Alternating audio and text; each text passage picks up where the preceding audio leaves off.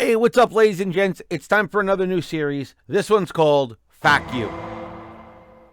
I get a lot of questions in the YouTube comments, in our Facebook group, and I just wanted to put together a little F.A.Q thing to answer a couple of the questions that I get all the freaking time. So, you guys can stop asking me these questions. I know they'll not. I know they won't stop. It's okay. I know they won't stop. It's good. It's all right. I'm still going to answer them. But for those of you that watch this video, you'll have some answers. So here we go with F.A.Q. Jason, what's the best power supply to power my pedal board? For me, I'm really into the True Tone stuff. True Tone makes amazing products that just cover everything. And the coolest thing about them is they come with all the cables you need to hook everything up, including the Line 6 stuff. Like the Kiosks and the Voodoo and the other companies that make power supplies, even the Strymon, they don't come with all the cables you need. So you have to spend extra money to buy extra cables and get extra stuff. With the True Tone stuff like the CS6, CS7, CS12, depending on the size that you need, you get all the cables included. The only cable that doesn't come included is a voltage doubler. That one you'll have to buy separate, but you don't really need that to run any of the HX products. Or what's that other thing we use? Oh yeah, the PodGo. What's the best pedal board to use with my PodGo? I highly recommend the Pedal Train Classic. It's a nice size. It's the board that I use. If you buy the really nice version, it comes with a nice hard case that you can put everything in. And as you can see, there's all this extra room. Plus, the True Tone CS12 fits underneath with no problem, which is their biggest power supply, which offers you 12 power outlets. So you can really go crazy as far as pedals and other things if you want. Jason, on my PodGo, Helix, HX Stomp, can I change my amp names? No. There was a point in time where you could do this, but Line 6 made an update to the products so that you couldn't go in and edit the names of the files anymore. So there was a little file inside that you could download, do the stuff to, edit it, tweak it, and then upload it back to your unit, and it would rename the amps any way you wanted to name them. So that is unfortunately not possible anymore. Jason, can I change my snapshot names?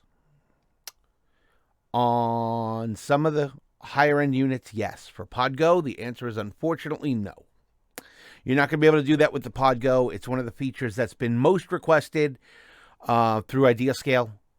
But we'll see what happens. Hopefully one day they'll make it so that we can edit them. But currently, at the moment, as of the current firmware, which I believe is 292, I think it is, 291, 292, something like that, the answer is no. Jason, what's the best amp in the PodGo? The best amp in the PodGo is the one you like. That's the best answer. It's the honest answer. It's whatever amp you like. Don't think because somebody likes the PV and another person doesn't that either of them are wrong. You can use whatever amp you like the sound of. The biggest, most important thing is just experiment.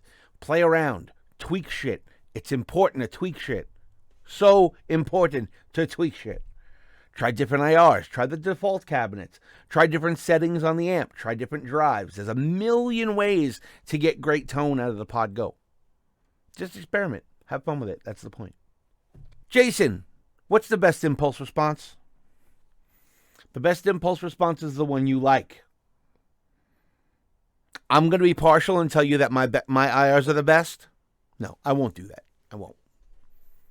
My IRs are the best. But they're really not. There's a million great companies that are out there that have great IRs.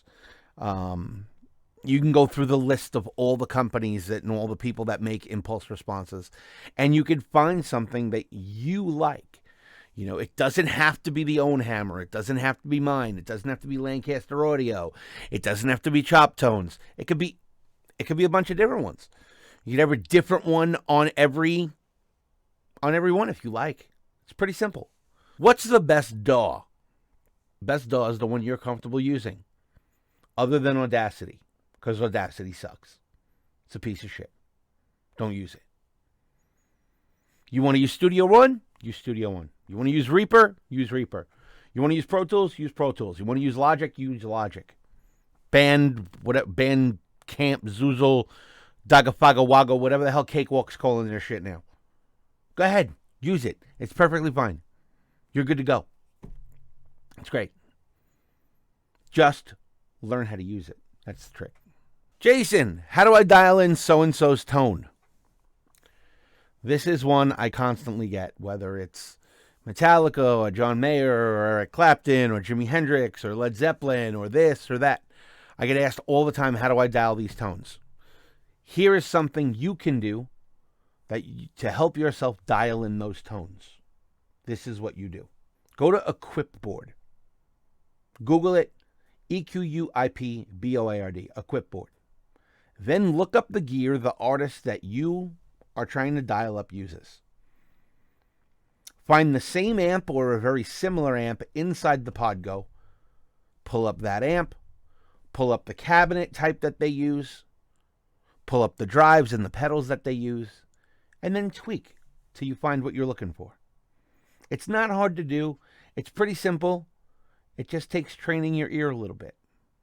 So there you go. First episode of F.A.Q is complete.